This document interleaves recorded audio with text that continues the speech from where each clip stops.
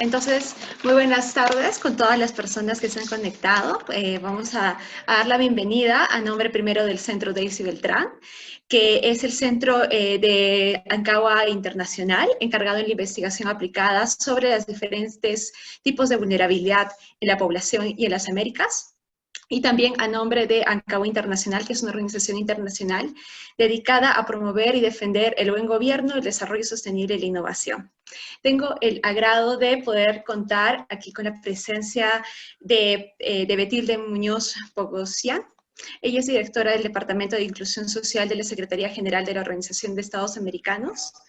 Tiene un PhD en Ciencias Políticas en la Universidad de Florida, una maestría en Relaciones Internacionales también de la Universidad del Sur de Florida, y por más de 15 años ha liderado la implementación y misión de programas y proyectos de investigación en temas tales como la democracia, derechos humanos, elecciones, equidad, inclusión social, entre otros.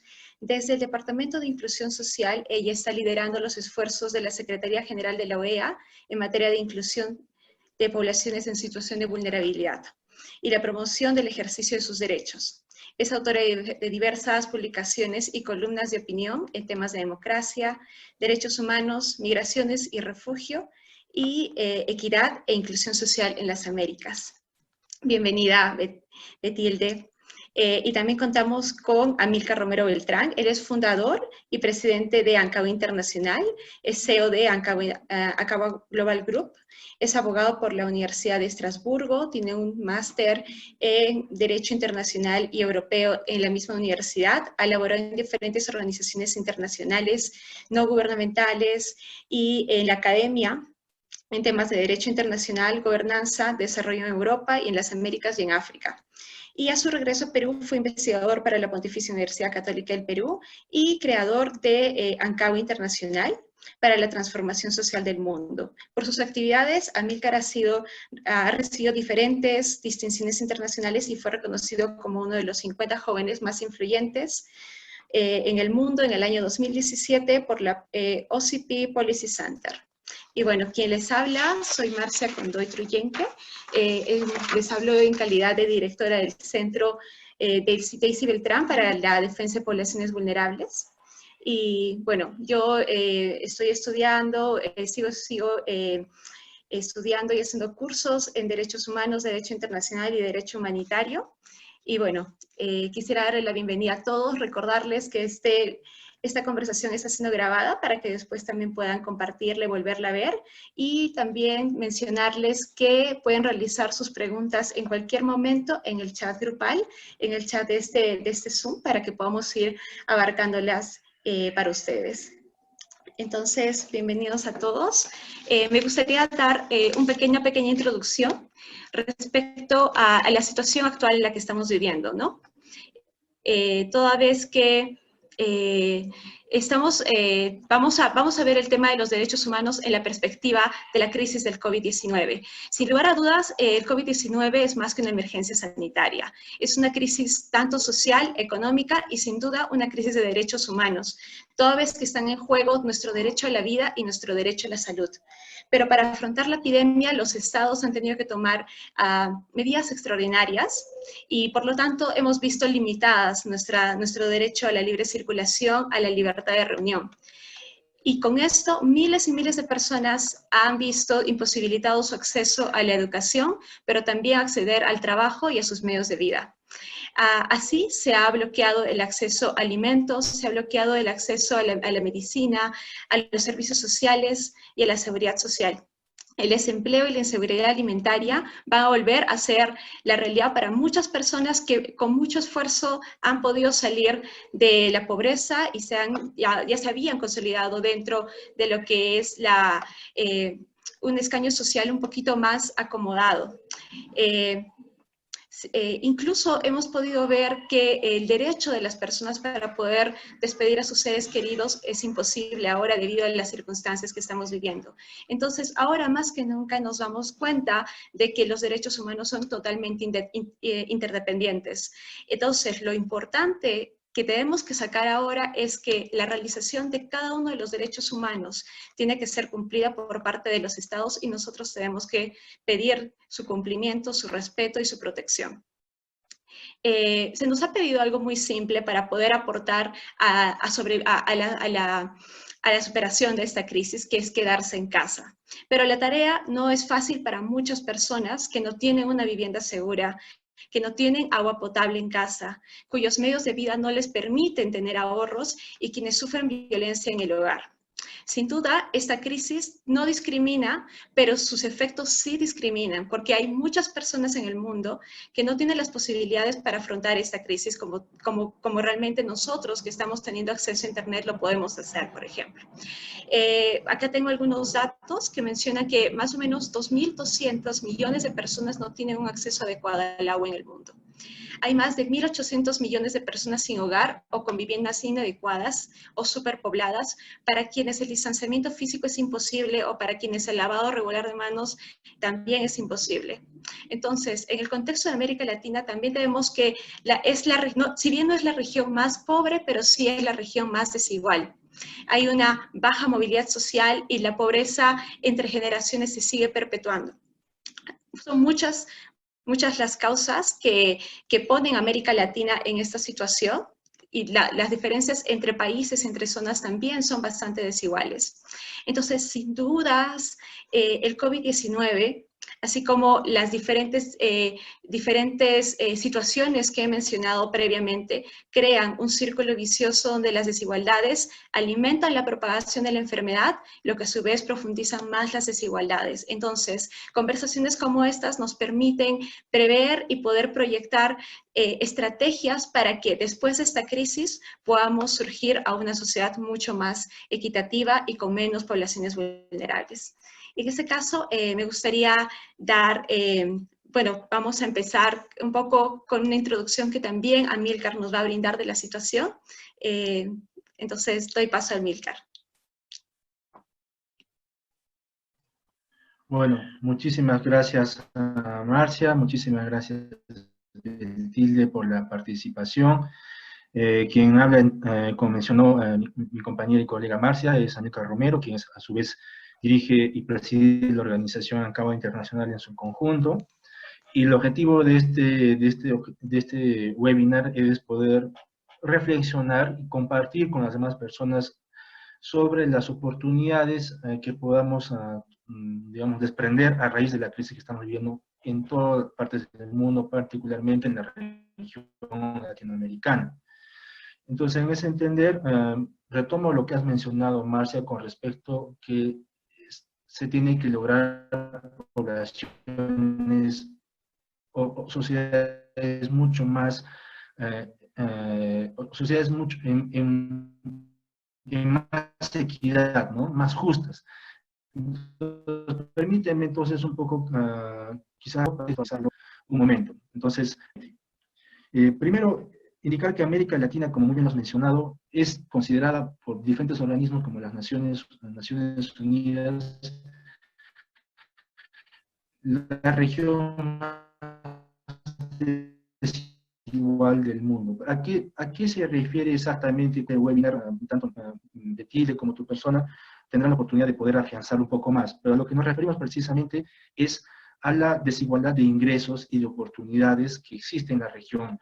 Es decir, que existe una mayor cantidad de personas que no pueden acceder a lo que se denomina en otros países al ascensor social, ¿no? Entonces, esta situación ya es estructural en la región latinoamericana, no solamente ahora, sino desde hace mucho tiempo atrás. Ciertamente, durante un tiempo tuvimos en Latinoamérica en su conjunto un crecimiento económico que permitió sacar adelante a muchas personas de la pobreza, pero sin realmente haber cambiado el sistema estructural de exclusión.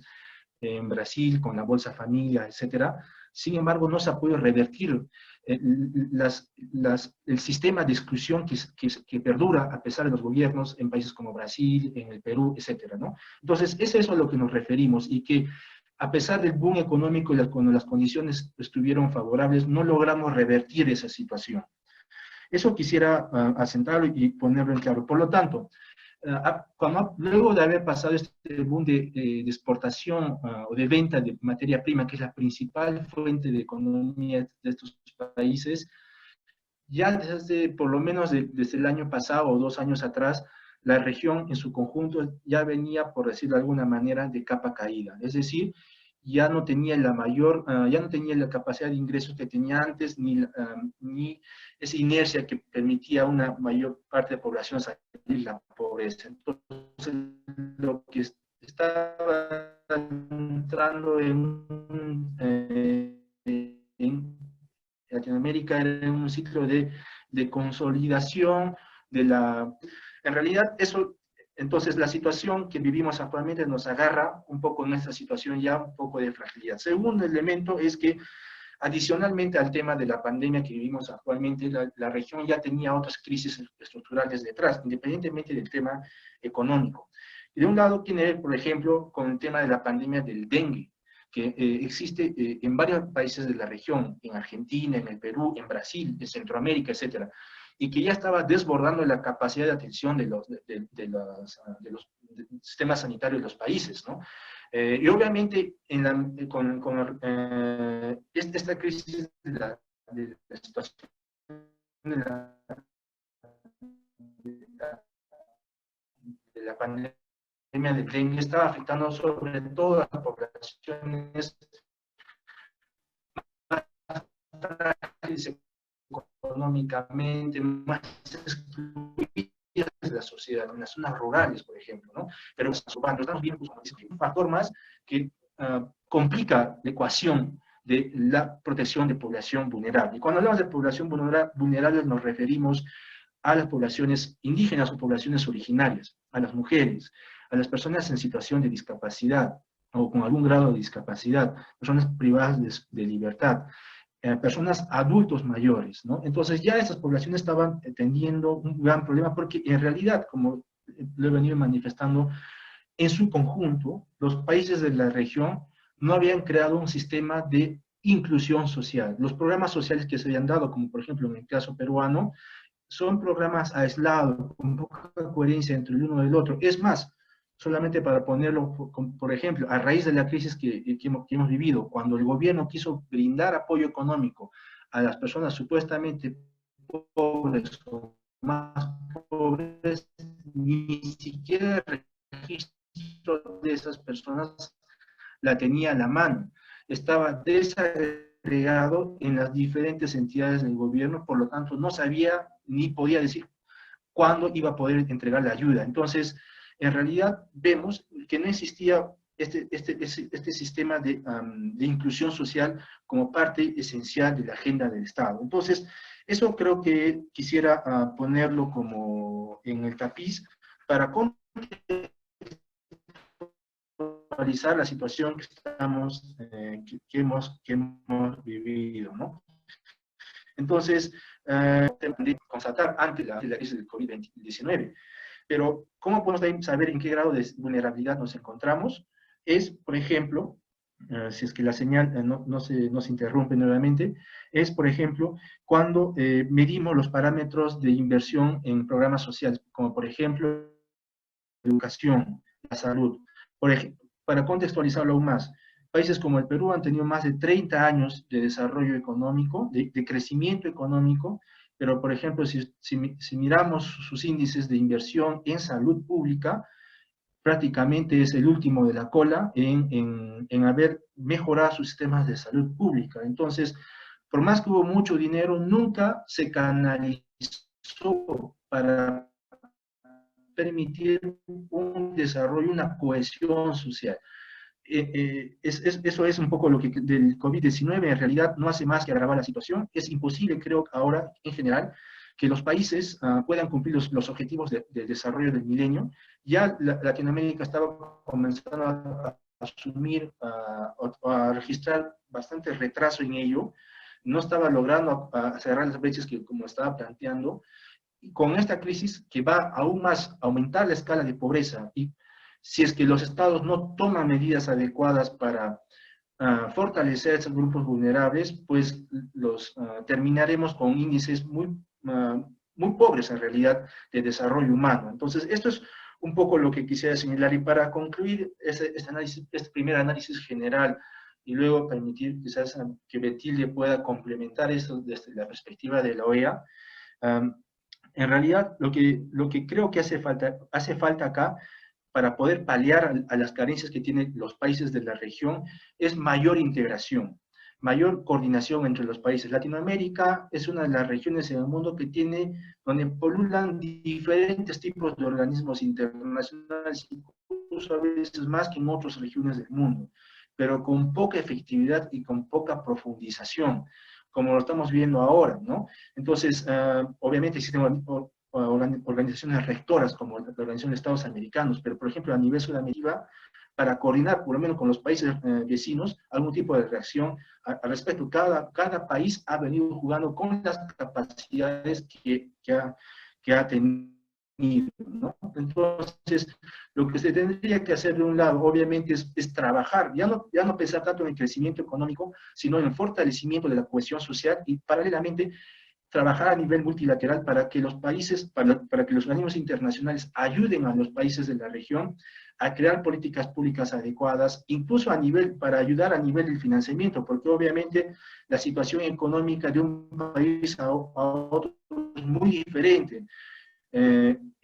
Por ejemplo, y para culminar en ese detalle, el gobierno peruano prácticamente está comprometiendo hasta el 12% de su PBI, porque su capacidad fiscal lo permite, pero por ejemplo, el nivel de endeudamiento ya grande que existe en Argentina, en otros países, no les permite. Hemos visto la respuesta financiera que está dando México, que es el 2% de su PBI, obviamente es insuficiente, ¿no?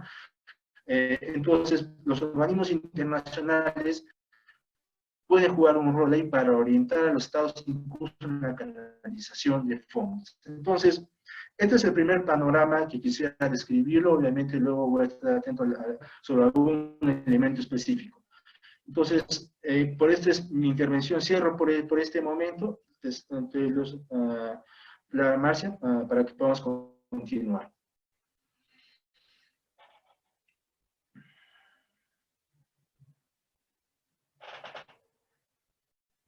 Marcia, tu micrófono está apagado. Sí. Gracias Amílcar. Es cierto, ¿me escuchan? Sí, y es cierto, muchos países ya han estado implementando medidas bastante interesantes. Hiciste mención del programa de alimentación que instauró Brasil el año 2004 y que fue fue tomado como modelo a nivel internacional para poder resolver el problema del acceso a la alimentación, pero sin duda falta tomar la resolución de los problemas sociales de forma más interseccional, porque no solamente se trata de resolver un derecho, se trata de resolver todos los derechos, y probablemente ese sea el camino que vamos a tener que impulsar desde ahora. También hiciste mención al tema de la importancia del multilateralismo. Vamos a hablar también, imagino, de lo que es cooperación internacional en estos momentos, y sin lugar a dudas, tener que resolver el sistema de inclusión social y sobre todo el sistema de universalización de la salud para todos. Entonces, ahora quisiera darle el paso a Betilde para que nos des una perspectiva del trabajo que estás realizando desde la OEA. Bueno, Marcia, muchísimas gracias por darme la palabra y te agradezco a ti y por supuesto a Amílcar por la invitación para sumar la voz desde la OEA a esta conversación sobre la atención de poblaciones en situación de vulnerabilidad en la región, pero bueno, en este contexto particular que estamos viviendo todos de pandemia del COVID-19. Yo preparé una presentación un poco enfocada en los datos clave asociados a la agenda de inclusión social en la región. La estoy empezando a compartir, yo creo que ya aparece para que ustedes la puedan ver. Voy a utilizar la de guía, aunque voy a pasar por encima algunos de los conceptos a los cuales ya tanto Marcia como Amílcar se refirieron en sus palabras disparadoras o su presentación disparadora de esta discusión. Pero quizás es importante partir, y yo les voy a dejar esta presentación de referencia para ser circulada con las personas que se registraron, ¿no? Para que les quede y lo podemos también postear en las redes sociales y en el Facebook, que creo que también, porque estoy monitoreando también con el teléfono, está apareciendo el seminario en vivo. Entonces también podemos poner ahí de referencia. Y quizás apoyar un poco el planteamiento que hacía Amílcar de cómo entender la desigualdad en América Latina y el Caribe. Y obviamente sí, en efecto tiene que ver con brechas en los ingresos y brechas en las oportunidades que tiene la gente, pero un valor agregado de la mirada que hacemos desde la OEA a este entendimiento de la desigualdad es que, por supuesto, tenemos que mirar si una persona está en situación de pobreza, que sabemos que es $2 para la persona en situación de pobreza extrema, $4 para la persona en situación de pobreza, datos que, por cierto, no se han actualizado en muchísimos años, pero nosotros insistimos en la necesidad de mirar otras dimensiones de la desigualdad, que tienen que ver con características inherentes a la persona o situaciones estructurales históricas que no le permiten a esa persona gozar plenamente de sus derechos en igualdad de condiciones que las demás personas. Y así, la inclusión social es vista como un proceso a través del cual empezamos a cerrar esas brechas y acercamos el goce de derechos a las personas para que puedan participar o, digamos, mejorar los términos en los que participan en la sociedad. Y aquí es importantísimo mencionar que nuestra visión del proceso de inclusión social es en clave de derechos humanos. Y esto porque uno de los mandatos que nos ha dado el secretario general Almagro de trabajo en todos los 4 pilares de la OEA, desarrollo, seguridad, democracia y derechos humanos, en un eje transversal, él nos ha llamado a llevar más derechos para más personas. Y aquí no tiene que ver con generar nuevos marcos de derechos, nuevos convenios, nuevas convenciones, nuevas declaraciones, sino de los consensos regionales que ya hay en materia de derechos, que ya están establecidos. Hay una gran brecha entre lo que está escrito y lo que es el cotidiano vivir de las personas. Entonces, ¿cómo acercamos, cómo transformamos esos compromisos que están a nivel internacional en la realidad cotidiana de las personas? En esta definición de la desigualdad, más allá del ingreso o de las oportunidades, sino también pensando en otros factores, consideramos, por ejemplo, la raza, el género, la religión, la orientación sexual, la identidad de género, si una persona está en situación de pobreza, que es la tradicional definición, si tiene o no discapacidad, la edad, por ejemplo, adultos mayores, jóvenes, en fin. Esto yo creo que es importante decirlo porque la concepción es de que no es solamente lo material lo que determina la situación de desigualdad en América Latina y el Caribe y en el mundo también, porque vemos que esto también se replica. Una persona afrodescendiente que ha tenido la posibilidad de estudiar, que ha tenido la posibilidad de movilidad social y que está en un nivel socioeconómico cómodo, puede igualmente enfrentar una situación de discriminación cuando no se le da una oportunidad de ascenso o cuando entra a un restaurante y es rechazado por su color de piel al entrar. Entonces, digamos, no es solamente eso, digamos, nuestra invitación es a no mirar únicamente los factores asociados con el ingreso, sino a pensar en otras dimensiones. El panorama regional, muy brevemente, no voy a entrar en detalle, pero ya lo mencionaron tanto Marcia como Amílcar. Hemos avanzado impresionantemente en reducir el número de pobres, políticas públicas para precisamente de redistribuir las entradas en los países. Se han tomado en Bolsa Familias 1, pero también hay réplicas de esos programas de transferencias monetarias condicionadas en otros países, aunados a empoderamiento a través de emprendedurismo. O sea, hay una serie de respuestas de política pública que funcionaron para reducir el número de pobres, aunque eso va a cambiar ahora, a partir de la pandemia. Ya no va a ser, vamos a tener más millones de pobres, lamentablemente, a los 191 millones que teníamos para el 2019, para el año pasado. Pero es, como mencionaban Amílcar y Marcia, la región de América Latina es la región más desigual del mundo. Entonces tenemos una tarea muy pendiente, muy importante y muy necesario que desde todos los sectores podamos abordar. También somos una región caracterizada por la diversidad humana, ¿verdad? Entonces todo esto que hablamos como factores de exclusión, la contracara de esos elementos de exclusión es que somos una región diversa y la diversidad siempre enriquece la región, pero enriquece la cultura, enriquece las decisiones de política pública, y por eso es importante considerar todas las visiones. Y en esta presentación no voy a entrar en detalle para más bien dejar el espacio para conversación. Les comparto algunos datos que muy elocuentemente nos dicen la representación que tiene una diversidad de grupos que han estado históricamente excluidos. O sea, al hablar de que son más de, no sé, 130 millones de personas son afrodescendientes en la región, no es un número menor. Cuando estamos hablando de que 45 millones de personas son pertenecientes a pueblos indígenas o son descendientes de personas indígenas, no es un número menor. Y así es importante tener como referencia estos números para poder visibilizar estas perspectivas en la formulación de políticas públicas. Yo quería también mapear, a modo de disparar la discusión, algunos de los retos muy brevísimamente. Uno de los temas que yo investigo, que siempre, no importa en la cartera que esté trabajando dentro de la OEA o en el espacio que esté, incluso aquí a nivel familiar, es algo que trato siempre de impulsar, es la problematización del tema de desigualdades de género, o sea, el poder pensar críticamente en cómo la sociedad ha generado desigualdades entre hombres y mujeres, y algunos datos a nivel socioeconómico que quería compartir, porque tienen implicaciones en el involucramiento de las mujeres en el espacio público, en la política, etcétera. Es, por ejemplo, que la mujer en América Latina gana en promedio 71% del ingreso masculino por el mismo trabajo desempeñado. La tasa de desempleo urbano femenino es 40% mayor que de los hombres, y dedican usualmente, y eso lo está revelando la pandemia del COVID-19, que las mujeres dedican entre 15 y 30% más horas al trabajo de lo privado, de la casa, del adulto mayor, de los niños, versus la cantidad de tiempo que invierten los hombres. Y ese punto, digo, insisto, la pandemia está revelándolo porque se está haciendo el trabajo de forma remota y las mujeres están asumiendo la mayor carga, además de mantener sus trabajos, todo pasando en un mismo ambiente.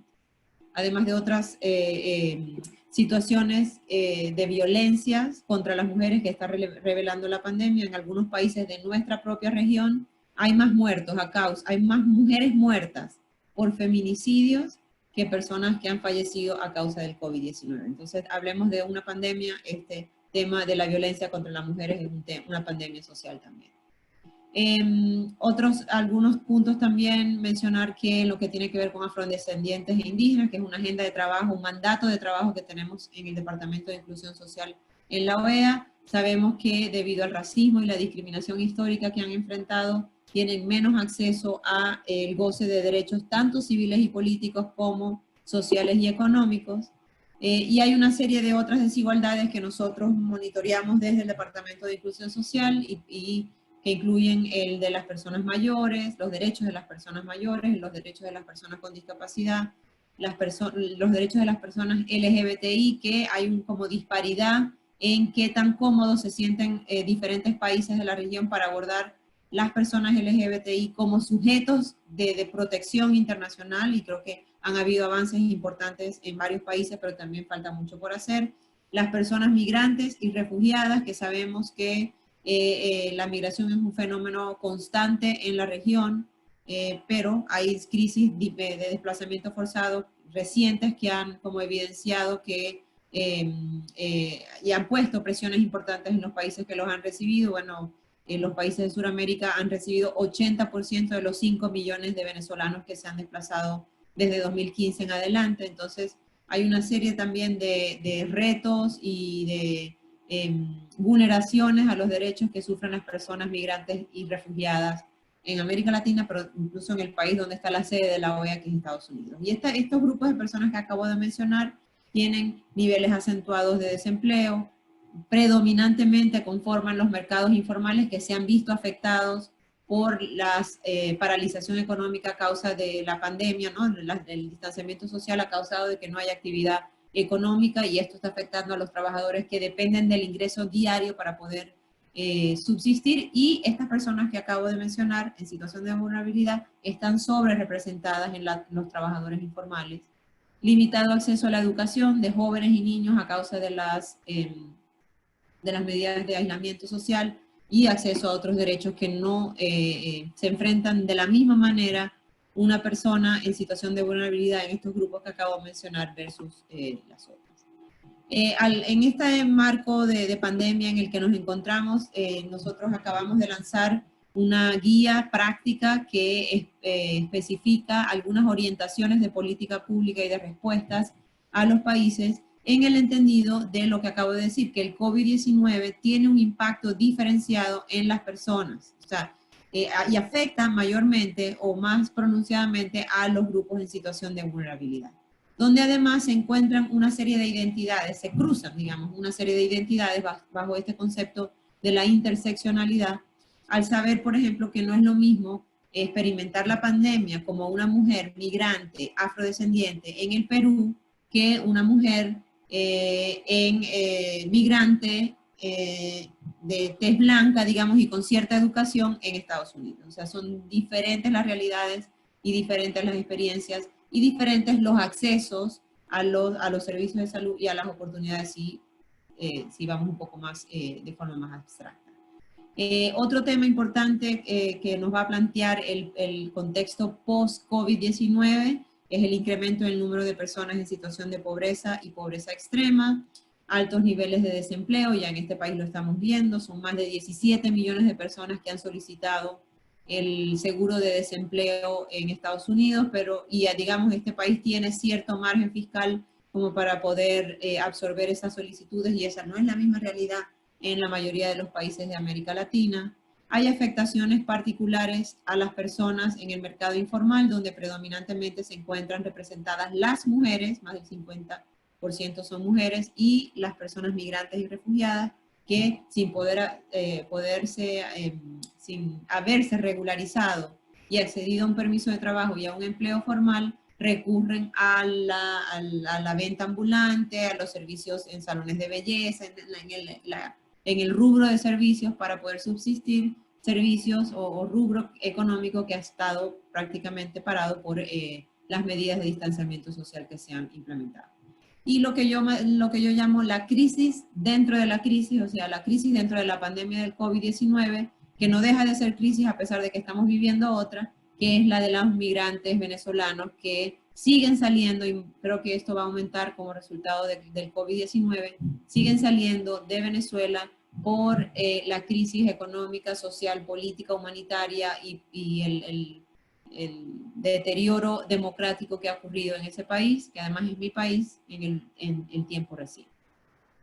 Para esto producimos esta guía práctica, les comparto en el screen el banner que describe un poco el título, y aquí les comparto la tabla de contenidos. No voy a entrar exhaustivamente a cada uno de los rubros, pero tratamos de cubrir precisamente orientaciones de política pública para atender estas poblaciones, o sea, cosas tan concretas, por ejemplo, como lo que tiene que ver en las respuestas que consideran a las personas con discapacidad, asegurar los estados que están informando sobre las medidas de higiene y lavado de manos, o sobre las medidas de cuarentena, que se aseguren de que estas sean informadas también con lenguaje inclusivo.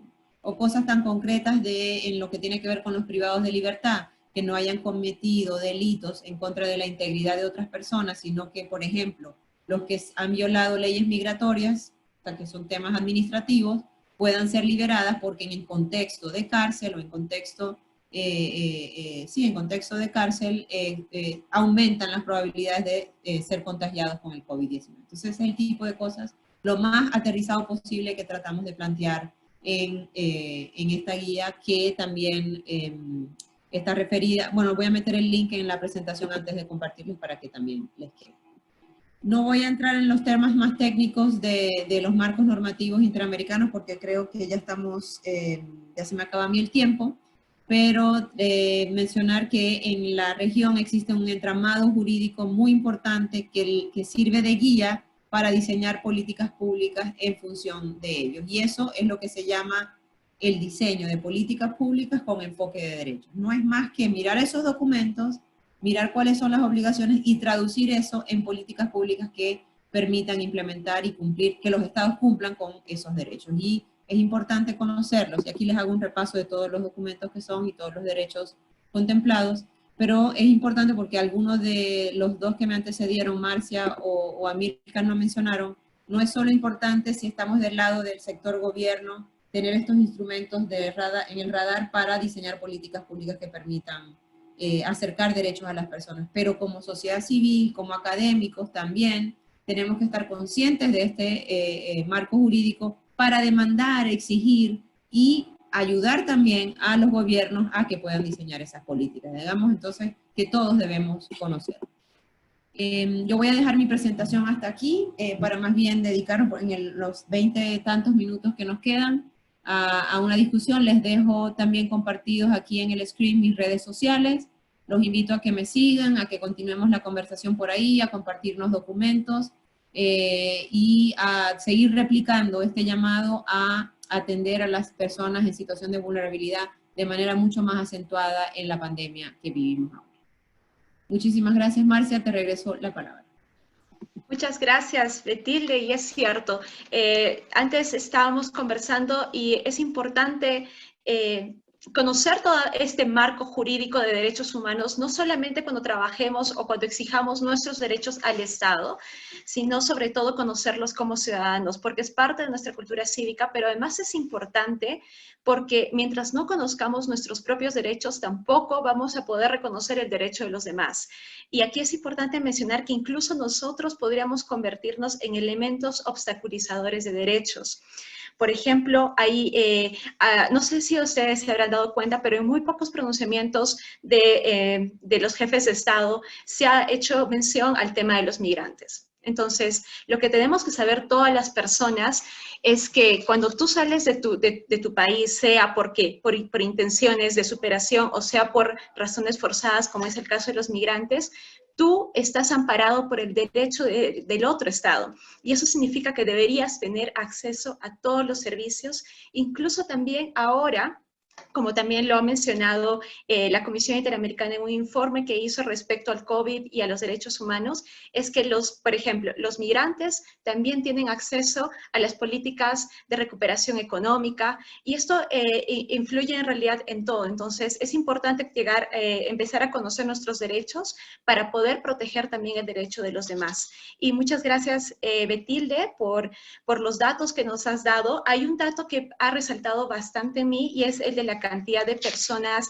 afrodescendientes y la cantidad de personas que pertenecen a poblaciones indígenas. Y esto me ha hecho reflexionar mucho en el punto desde el enfoque de que hay mucha invisibilidad.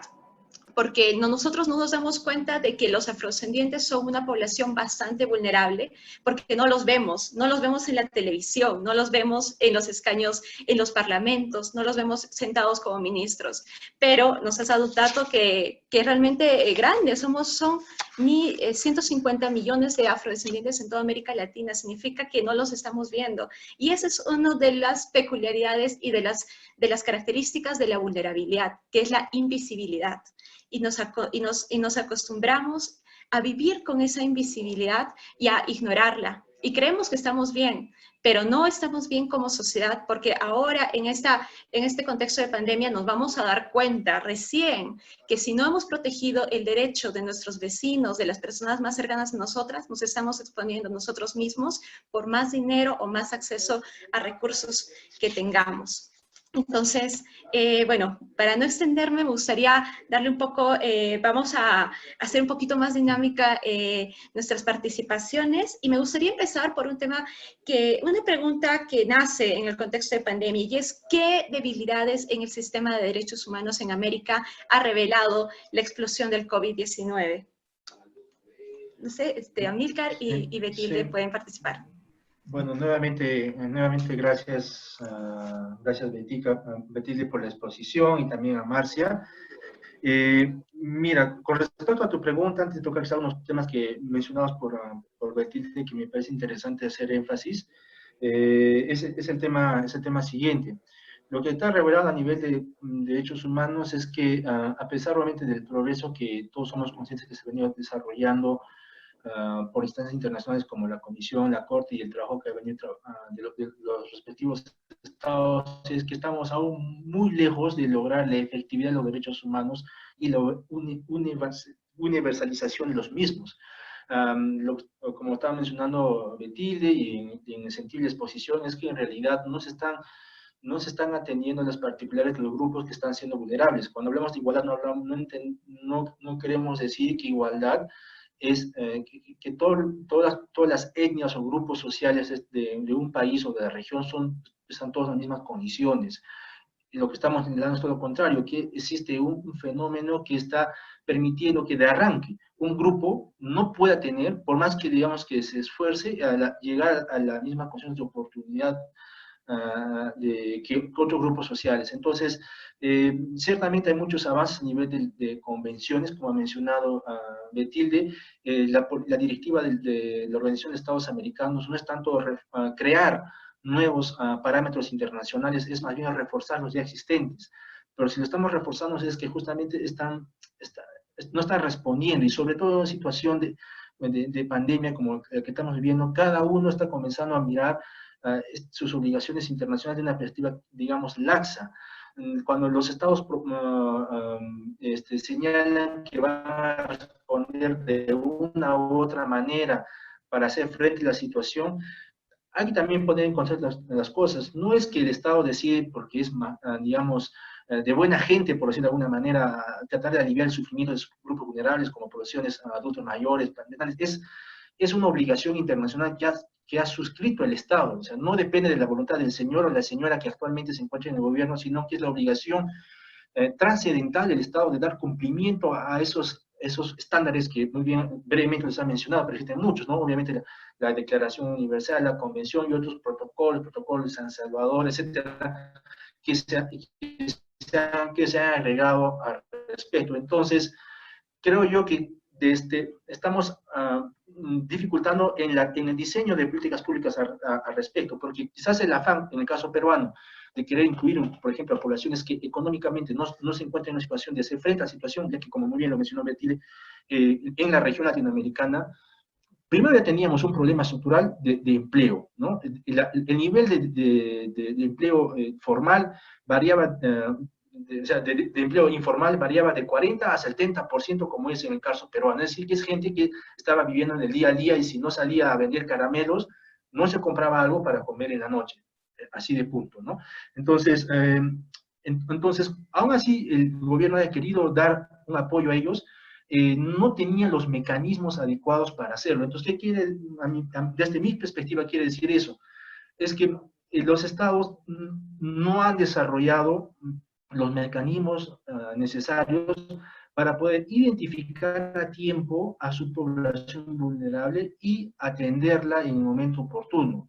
Como se mencionaba menos, por ejemplo, en el caso peruano, por más que haya habido en un primer momento una buena voluntad, incluso hasta el día de hoy, imposible aún entregar la ayuda a esto, porque obviamente el sistema de gestión pública es arcaico, y acá sí tendríamos que, obviamente, extendiendo el análisis, repensar en un sistema de gestión pública con enfoque a derechos humanos, es decir, que responda a la necesidad de las personas.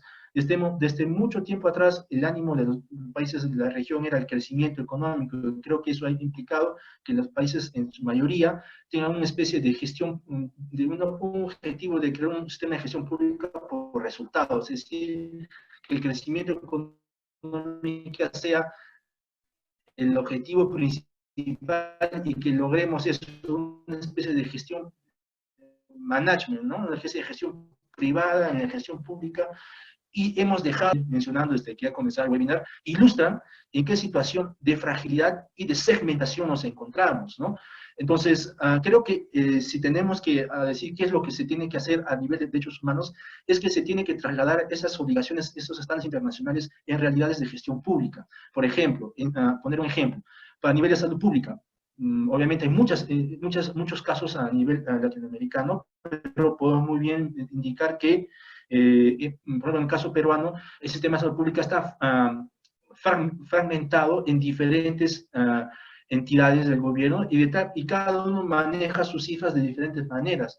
De tal manera que es imposible hablar de una universalización de salud, menos aún de atender a las personas que se encuentran en situación de exposición frente a la pandemia. Entonces, por ejemplo, uno de los posibles ideas sería unificar los sistemas de salud, por ejemplo, ¿no?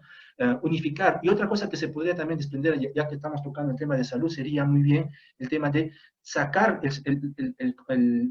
digamos, el concepto de salud pública de las leyes del mercado, ¿no?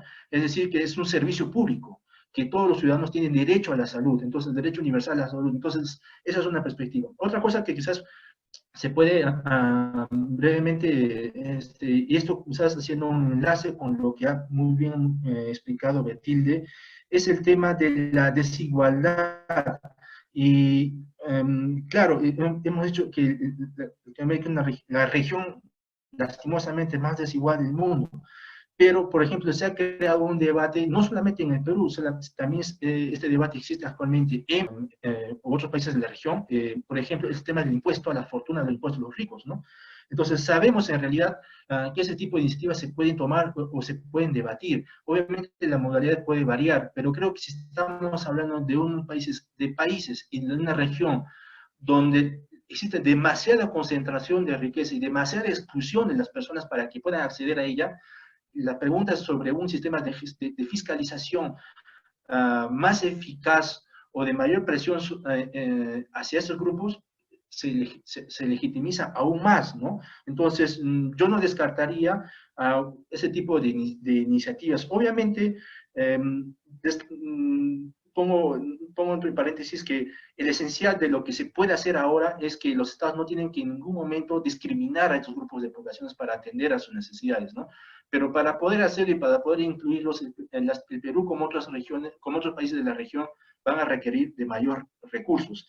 Y creo que digamos, el kit del asunto de la inclusión, obviamente, independientemente de sus diferentes matices, pasa por la fiscalización. Y cómo el sistema de fiscalización de los estados puede repartir mejor las riquezas que existan dentro de los países, de tal manera que se generen nuevos espacios para las personas que, como estamos señalando, se encuentran en situación de vulnerabilidad permanente y sistemática mucho antes de la situación de la pandemia. La pandemia está revelando ello. Obviamente luego me someto acá a que haga una consulta del público, tanto a diferentes redes, o quizás una aclaración o una profundización de parte de Betilde, de parte de Marcia, pero por ejemplo, otra cosa que está señalando en la situación actual es, como mencionado Betilde, es el tema de la especie de pandemia de violencia de género.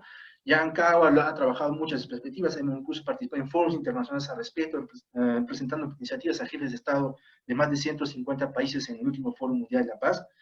En realidad, muchas de las personas que se encuentran actualmente encerradas, pues, sobre todo en el caso de las mujeres, están sufriendo aún más la violencia de género. Ciertamente se están dando algunas iniciativas para que puedan pasar las cuarentenas en otros lugares, pero también estamos viendo que la capacidad de los estados es muy poca para poder hacerlo, porque nunca nos hemos preparado o le hemos tomado a conciencia de ello, y no solamente incluso a nivel de las mujeres, sino también de la pequeña infancia. Los niños, hace unos días atrás salió en la prensa la explosión de llamadas de socorro de los niños que están sufriendo violencia familiar por el encierro, ¿no? Y entonces, en realidad, eso está revelando esos problemas que teníamos acá como problemas abstractos, sí, uno de cada cual, pero ahora lo estamos viviendo, digamos, un poco de manera más recurrentes. Entonces, y otro, finalmente, tiene también que ver con el tema del empleo digno. Hoy, por ejemplo, la Organización Internacional del Trabajo sacó explicando la dinámica de esta problemática para América Latina, y hay que entender que ya teníamos ese problema aún fuerte y aún más se va a profundizar. Quizás para terminar, y con eso ya se debe atender quizás a las preguntas, o que puedan los demás panelistas profundizar o aclarar, es el tema de las personas privadas de libertad. Actualmente, en la región, la mayor parte de la población, o sea, bueno, no mayor parte, digamos que por lo menos un 40% de las personas que se encuentran actualmente recluidas no tienen sentencia, están por prisión preventiva. Y, por ejemplo, no solamente en el Perú, sino en los diferentes países que hemos venido viendo, ha habido una especie de motines que se están dando, porque justamente por el hacinamiento de las prisiones. Y el tema de la prisión preventiva es algo que se debería trabajar quizás desde una perspectiva hemisférica, porque no solamente es una realidad peruana, o en tu caso que exista también Argentina, etcétera, sino a nivel, por lo menos regional. Y creo que hay un problema ahí muy fuerte, porque creo que si es que no se atiende esto, hay que recordar que en los países, por lo menos en la región, está prohibida la pena de muerte, y las personas acá, ahí están sancionadas, que se les ha prohibido su libertad, mas no se les ha sancionado, no se les ha sentenciado a una pena de muerte. Entonces, mantenerlas en esa situación, teniendo en consideración que un gran número de personas que en realidad están en un limbo jurídico y que las instituciones de Estado no pueden desaparecer en una situación de crisis como estamos viviendo, creo que, por ejemplo, las modalidades de liberación de ese 40% de población que se encuentra en cárceles se tendría que examinar. Eso es lo que quisiera señalar al respecto. Luego, obviamente, podemos ir teniendo algunas consultas adicionales que se pueden plantear. Betica, ¿cuál es tu apreciación? Marcia, la verdad es que no voy a decir mucho porque fue súper extenso Amílcar y creo que repasó los puntos esenciales de la pregunta que planteabas, y creo que es más bien oportuno darle chance a las personas que están conectadas que puedan hacer preguntas, y que sea un diálogo quizás mucho más fluido de preguntas y respuestas, ¿no? Sí, totalmente. Entonces, acá tengo una participación de Jao Farfán. Es un amigo muy querido, él trabaja con poblaciones, bueno, él es biólogo, entonces tiene mucho contacto con las poblaciones en la selva, por ejemplo. Entonces, él nos menciona, el COVID-19 muestra la desarticulación de pactos sociales, económicos y de conservación. Esta pandemia u otra es consecuencia del tráfico de animales silvestres, deforestación, muchos de ellos dentro de tierras indígenas, que necesariamente no están dentro de un área natural protegida. Si bien las metas Aichi nos pide conservar un 17% del planeta, y con ellos muchos grupos indígenas, existe un gran porcentaje, un 83% restante, sin una mirada de desarrollo sostenible, tanto para indígenas como para poblaciones con altas tasas de pobreza. ¿Cómo se incluye la conservación y la protección de ambientes naturales y sus grupos humanos para combatir futuros eventos que afectan a la salud mundial? Excelente punto que plantea el colega. Yo creo que este tema de pensar en un nuevo contrato social, situaciones como la pandemia, que casi que marcan un antes y un después en la historia del mundo, son los momentos oportunos. Obviamente enfrentamos una crisis, pero son los momentos oportunos también para repensar cómo nos vemos como sociedad, qué nivel de solidaridad vamos a tener entre todos, qué nivel de respeto vamos a tener por el ambiente. Mi apreciación un poco de cómo se están dando las discusiones en el tema de la pandemia es que ahorita, obviamente por la emergencia y por lo inmediato del asunto, se está atendiendo mucho la discusión del impacto económico, ¿no? Impacto económico y social, o sea, que últimamente es un impacto humano. Pero mientras que hemos visto por un lado esas historias de animales silvestres caminando por las calles de Madrid o caminando por las calles de los pueblos, las calles principales, porque ya por fin recuperaron sus espacios que los habíamos ocupado nosotros y no de la manera más responsable. Creo que vamos a empezar a ver un renovado movimiento, una renovada discusión sobre el tema de cambio climático, sobre el tema de los impactos que nosotros podemos tener en el ambiente. Y en ese caso particular, y nuestra guía práctica así lo apunta, nos invita a mirar la situación particular de personas indígenas, que usualmente están en zonas rurales, y mirar todas las afectaciones que tienen que ver obviamente con el tema del ambiente, pero también pasa, por ejemplo, al tema del acceso a la salud, que es un derecho contemplado dentro del protocolo de San Salvador. Sí, totalmente.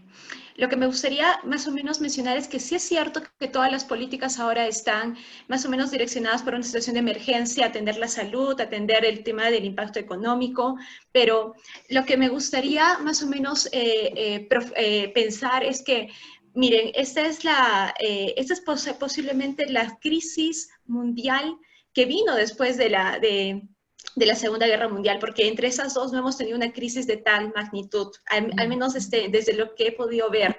Entonces, la Segunda Guerra Mundial trajo tantos traumas que nos obligó como sociedad mundial a implementar lo que es una carta, una declaración de derechos humanos. Entonces, antes en el derecho internacional nosotros teníamos una perspectiva de que los estados y su soberanía eran lo más importante, pero tal fue el impacto que generó la Segunda Guerra Mundial, tantas cosas malas se hicieron, que ahora la tendencia y el paradigma del derecho internacional es la protección de los derechos humanos.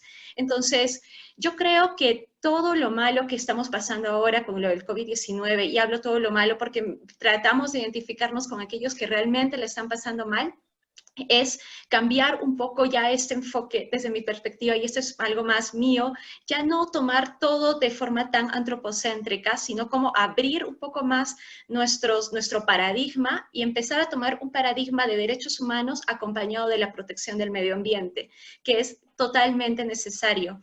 Entonces, bueno, esa es la forma en cómo podríamos tomar esta oportunidad para mejorar. Y me gustaría leer, me gustaría leer algunas recomendaciones que ha hecho la Comisión Interamericana en la resolución 1/2020 respecto a las comunidades indígenas. Que está referida principalmente a que en el contexto de pandemia, las poblaciones indígenas deben proporcionar información sobre la pandemia en el idioma tradicional de estas. Porque es importante que con la biodiversidad, con la diversidad que tenemos en estas poblaciones, es importante también rescatar su lengua y también darles el acceso a la información de acuerdo a sus condiciones y respetando totalmente su cultura. Respetar de forma irrestricta el no contacto con los pueblos indígenas en aislamiento voluntario y proporcionar atención de salud que tome en cuenta sus prácticas curativas y medicina tradicional. Eso es bastante importante. Hace unos días estuve yo presente en una conferencia respecto a poblaciones indígenas, y alguien dijo algo muy interesante y tiene que ver con lo que tú mencionabas, Betilde, y es que lo que estamos viendo de animales retornando, animales entrando a las zonas que ahora son ciudades, que naturalmente eran sus espacios vitales, en realidad es solo una ficción, no es algo que, no es que la Tierra se esté curando realmente, es algo que es una ficción y es una muestra de lo mucho que hemos abarcado y lo desordenado que ha sido nuestro crecimiento, y tal vez es algo que deberíamos empezar a corregir, porque si no cuidamos el medio ambiente, definitivamente estamos poniendo nuestros derechos en juego. Solamente quizás para poder... ¿Aló? ¿Se escucha? Sí. Ok, para poder complementar a lo mencionado por Betilde y por Marcia, atendiendo quizás también a las consultas sobre temas de poblaciones vulnerables que se ha hecho vía los diferentes medios del chat, ¿no? Obviamente, y como señala también Marcia, ya la Comisión Interamericana de Derechos Humanos, como parte de la Organización de Estados Americanos, se ha posicionado al respecto, y que, como ejemplo lo señala también el Departamento de Inclusión Social en su guía práctica, también están dando directivas a los estados de cómo deberían intervenir con respecto a poblaciones vulnerables, atenderlas, obviamente en su localidad, en el idioma que ellos trabajan, respetando, por ejemplo, el tema del no aislamiento. Pero sabemos, como está ocurriendo en Brasil y como está ocurriendo también en Chile, en las zonas de los Mapuche, mayores niveles de contagio, por ejemplo, ¿no? Y incluso podemos decir a estas alturas que se están maquillando en muchos de los países las cifras, niveles con respecto de contagios de esos grupos vulnerables, ¿no? Entonces creo que acá en realidad había algunas iniciativas de querer responder a ello. Por ejemplo, antes de ser despedido o ser destituido, el ministro de Salud de Brasil propuso instalar una especie de carpas de salud en las zonas de la Amazonía para atender a estas poblaciones, para atenderles in situ. Pero claro, como nuestro amigo Bolsonaro lo ha destituido a su actual, a quien era su ministro, no sabemos cómo se va a responder. Ya no me confío mucho de lo que pueda responder eventualmente el ministro de Salud de Chile, porque creo que en muchas ocasiones ha tomado declaraciones o medidas poco felices, ¿no? En realidad, entonces, ¿qué es lo que pasa si es que vemos que a pesar de las obligaciones, como señala la OEA, internacionales con respecto a las Américas, tienen los estados de la región? Creo que acá ya estaremos hablando un poco de la responsabilidad internacional de Estados, es decir, que podríamos muy bien, por decirlo de una manera más coloquial, buscar enjuiciarlos, para que a posteriori instituciones como la Comisión Interamericana, eventualmente la Corte Interamericana de Derechos Humanos, exijan al Estado, más allá de indemnizaciones económicas, la reparación, importante que tome iniciativas de políticas públicas al respecto, como lo ha hecho en otros temas, ¿no? Entonces, si en este caso vemos una falla del Estado en responder a pesar de que están siendo advertidos de esta situación, creo que estamos hablando muy bien que esos Estados están comprometiendo su responsabilidad internacional con respecto a ello, ¿no? Es lo que podemos señalar al respecto. Sí, entonces me detengo acá, creo que hay algunas consultas más, no sé si... Sí, a mí me gustaría si hay alguna más. responder a una de Aldo Muñoz, que escribe desde México, sobre la situación particular de las mujeres. Y bueno, yo escribí al principio, eran días de la pandemia y eso fue lo primero que vino a mi mente. ¿Cómo afecta esta situación la realidad particular de las mujeres? Y un punto importante que quizás en el lado positivo debemos mencionar es que las mujeres son más del 60% de las personas que trabajan en el sector salud. Entonces están en la primera línea de defensa, o son la mayoría en esa primera línea, que también obviamente incluye hombres a quienes reconocemos por ese trabajo. Pero son también, están en la primera línea también en los hogares, porque hablábamos en la presentación que les hice, les compartía que invierten más, 30% de tiempo más que los hombres en la atención de lo privado. Entonces, o en caso de contagios, también son las que están atendiendo a las personas en el hogar. Luego está la dimensión de su función como cabezas de familia o como predominantemente representadas en el sector informal, que fue el que se paró, o sea, que está la actividad económica parada a causa de las medidas de los gobiernos, y ahí también hay una afectación particular a las mujeres, que como digo son 53% de las personas que trabajan en el sector informal. Y finalmente lo que Aldo plantea en su comentario, que es el tema particular de las violencias de género. Ya como región teníamos niveles altísimos de casos de abuso doméstico.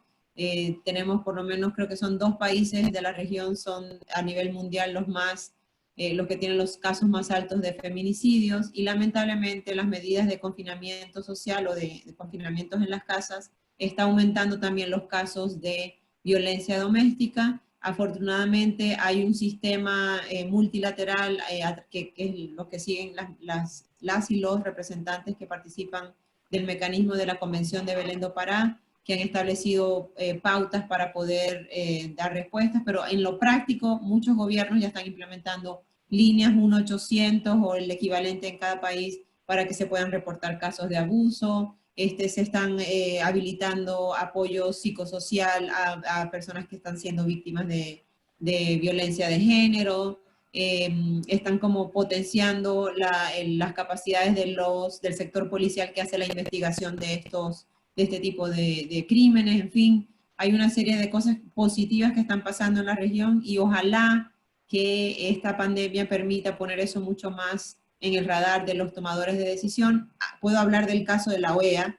Nuestro secretario general estableció 4 task forces o grupos de tareas, será el equivalente, dentro de la OEA para responder al COVID, desde un multilateral como la OEA, y la comisión, representantes de la Comisión Interamericana de Mujeres están en todos, y la visión de cómo hay afectaciones particulares a las mujeres, que somos más del 50 o 51%, dependiendo del país, porcentaje de la población, está siendo representado también en la respuesta. Entonces, es un punto muy importante que yo creo que Aldo trae a la conversación, que yo creo que va a ser parte de lo que discutamos de aquí en adelante.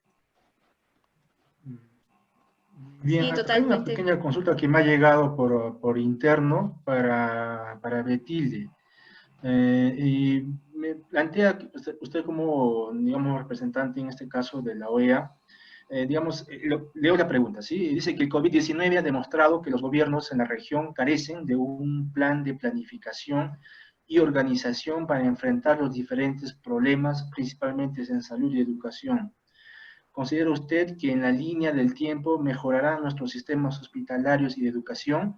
Porque hoy existe mucha improvisación por parte del gobierno peruano. Eso le hace una consulta a Betín. Sí, bueno, la reflexión él la hace obviamente un poco referenciando el caso peruano, pero eso es aplicable a todos los países de la región, incluido Estados Unidos, cuyo sistema hospitalario tampoco estaba listo para atender una emergencia como la del COVID-19. Lo vemos por cómo explotaron los casos de contagios en Nueva York y tuvieron que habilitar un centro de convenciones porque no tenían camas de hospital ni respiradores para poder atender a las personas que se habían contagiado y que requerían un cuidado médico mucho más especializado. Entonces Perú, pero también es un país que comparativamente en cuanto a fuerza económica y espacio fiscal para poder atender una crisis como esta, que es Estados Unidos, también ocurrió lo que está planteando el colega. Entonces yo creo que, aludiendo un poco a lo que decía Marcia de que es la crisis, o sea, la anterior generación enfrentó la crisis de la guerra mundial, esta es la que estamos enfrentando nosotros.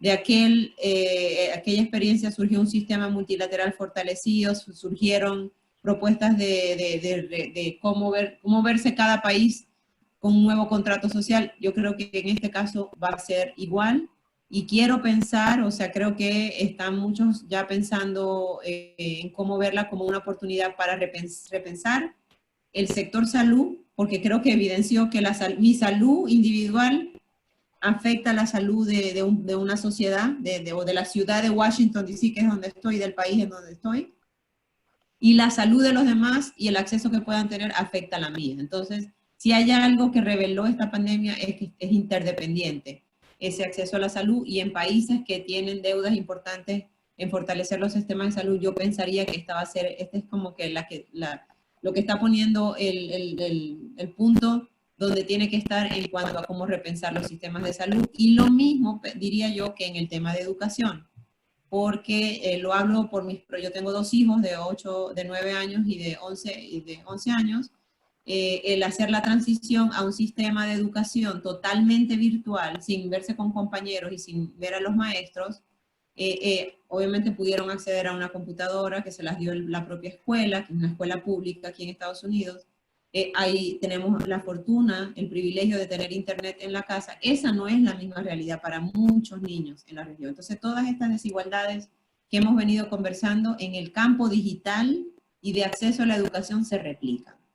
Y tenemos que repensar también como países si esta brecha digital que hablamos, pero realmente no atendemos con políticas públicas de forma directa, este es el momento de poderlas repensar y poderlas atender. Entonces, creo que es súper pertinente esos dos planteamientos. Si hablamos por sector, obviamente ustedes y yo hablamos el mismo idioma. Todos los derechos humanos son importantes, todos los derechos, o sea, son interdependientes, todos tienen la misma importancia, pero esta pandemia reveló que el del derecho a la salud y a la educación afecta a los más vulnerables y que también hay que poner el lente y como invertir ahí fiscalmente un poco más.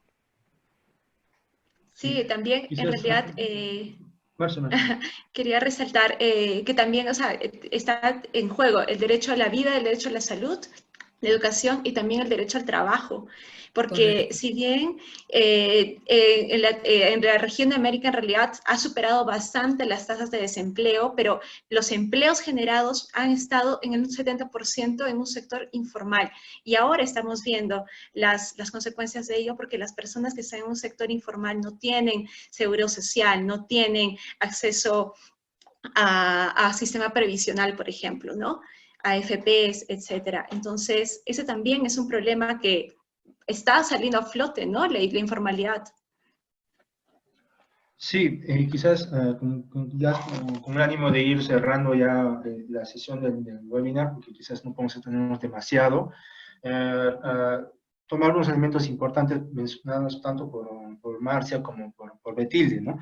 Yo considero que el desafío ahora en adelante, es decir, el gran desafío de este siglo XXI es la inclusión social. Creo que departamentos como que lidera Betilde, el Departamento de Inclusión Social, será la gran solicitada de la OEA, porque justamente el gran desafío va a ser lograr la inclusión social en un país, en una región tan desigual y con tantas carencias como las que tenemos. Obviamente hay muchas oportunidades, pero también hay muchos vacíos. Entonces, creo que ahí está el desafío.